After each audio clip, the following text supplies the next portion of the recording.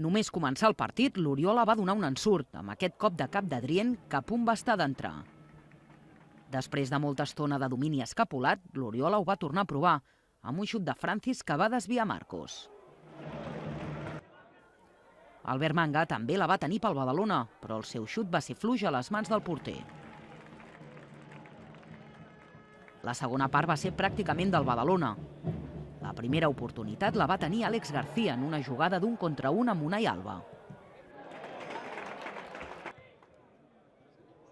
Tot seguit, els escapolats van disposar d'una triple ocasió. Però un cop més, l'encert del porter local va impedir el gol dels de Márquez.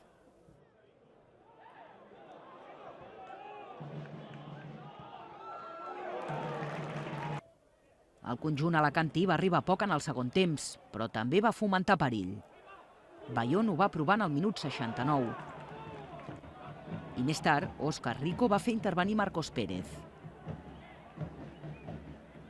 Ignasi Dalmedo va jugar els darrers 20 minuts i gràcies als seus moviments, el Badalona va disposar de dues opcions de gol. En les dues ocasions va intentar aixecar la pilota per damunt del porter, però sense èxit de cara a porteria.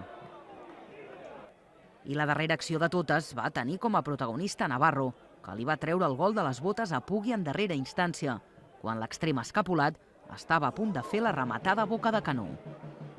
Ara el Badalona suma 43 punts i segueix a 2 de les places de promoció d'ascens. Diumenge rebrà el València Mestalla al camp del Centenari.